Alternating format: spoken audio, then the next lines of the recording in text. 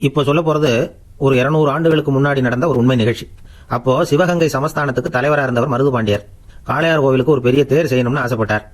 அதுக்கு வேண்டிய பொருள்களை எல்லாம் சேகரம் பண்ணினார். சிற்பிகளை எல்லாம் வரவழைச்சார். கடைசியா அந்த தேரின் அச்சுக்கு ஒரு பெரிய மரம் தேவைப்பட்டது.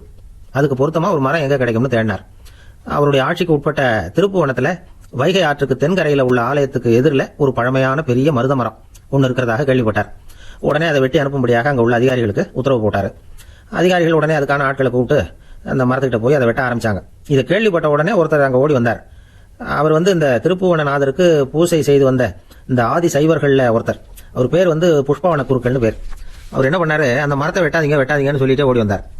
இது மன்னர் உத்தரவுன்னு நாங்க அதிகாரிகள், அந்த மன்னர் மீது ஆணை, இதை நீங்க வெட்டப்படாதுன்னாரு அவர். அவங்களுக்கு ஒன்றும் புரியல. உடனே இதை மன்னருக்கு தெரியப்படுத்தினாங்க. இதை கேட்டதும் மன்னருக்கு வியப்பு. உடனே அவரே புறப்பட்டு நேரில் அங்க வந்தார். யார் அவர் மரத்தை வெட்டப்படாதுன்னு சொன்னது அப்படின்னு கேட்டார். அவர் உங்களுக்கு பயந்துகிட்டு மதுரைக்கு போயிட்டாரு அப்படின்னாங்களாம். உடனே மன்னர் அவருக்கு ஒரு அபய நிருபம் எழுதி அனுப்பி வச்சார். அந்த காலத்துல குற்றவாளிகளுக்கோ அல்லது பயந்து ஓடினவங்களுக்கோ நீங்க பயப்பட வேணாம், இங்க வந்தா உங்களுக்கு ஒரு துன்பமும் நேராது அப்படின்னு அரசர்கள் அனுப்பி வைக்கிற கடிதத்துக்கு அபய நிருபம்னு பேர். அப்படி ஒரு கடிதத்தை எழுதி அனுப்பி வச்சார். அதை கண்டதும் அவர் கொஞ்சம் தைரியமா திரும்பி வந்தார். மன்னர் கோவப்படாம கேட்டார், அந்த மருத மரத்தை வெட்ட வேணாம்னு தடுத்தது உண்டா அப்படின்னு கேட்டார். ஆமான்னார் அவர். காளையார் கோவில்ல தேர் வேலைக்காக அதை வெட்ட சொல்லியிருந்தேன், அப்படி இருக்கும்பொழுது அதை நீங்க தடுக்கலாமா அப்படின்னு கேட்டாராம் மன்னர். அதுக்கு சில காரணங்கள் உண்டு அப்படின்னார் அவர். என்ன காரணம் அது? எதுவா இருந்தாலும் பயப்படாம சொல்லலாம் அப்படின்னு இருக்கார் மன்னர். வெளியூர்கள்ல இருந்து நிறைய பேர் இங்க வர்றாங்க. அப்படி வர்றவங்க ஆத்துல குளிச்சுட்டு சாமி தரிசனம் பண்ணுவாங்க. எப்பவும் இங்க தண்ணி ஓடுறது இல்ல. கோடை காலத்துல வடகரை ஓரமா தான் கொஞ்சோண்டு தண்ணி ஓடும். அப்ப அங்க குளிச்சுட்டு சுடு மணல்ல நடந்து வர்றவங்க இந்த மரத்து நிழல்ல கொஞ்ச நேரம் இருந்துட்டு வர்றது வழக்கம். இந்த மரம் எவ்வளவோ காலமா இங்க இருக்குது. எவ்வளவோ பேர் இதோட நிழல்ல இளைப்பாறிட்டு இருக்காங்க. வயசானவங்க, பெண்கள், குழந்தைகள், கருவுற்ற தாய்மார்கள், இவங்க எல்லாம் வர்றாங்க. இந்த மரத்தை வெட்டிவிட்டா அவங்க எல்லாம் வெயில தவிச்சு போடுவாங்க. ஆனா கோவில் தேருக்கு இந்த மரம் தான் வேணுங்கிறது இல்ல. இந்த மரத்தை பார்க்கும்பொழுது எனக்கு மன்னர் ஞாபகம் தான் வரும். எவ்வளவோ பேருக்கு நிழலா இருக்குது. எல்லாத்தையும் விட முக்கியமான ஒரு காரணம், இந்த மருத மரம் மன்னருடைய பெயரை தாங்கிட்டு இருக்கு அப்படின்னாராம்.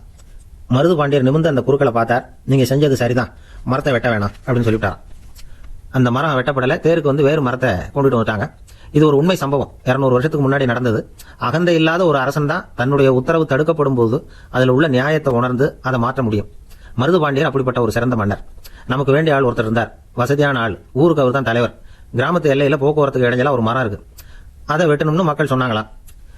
உடனே ஒரு சில ஆட்கள் அனுப்பி அதை வெட்ட சொன்னாராம். இவங்க போய் அதை வெட்டும்போது சில பேர் அதை தடுத்துருக்காங்க. இது தலைவர் உத்தரவு, ஏன் தடுக்கிறீங்க அப்படின்னாங்களாம்.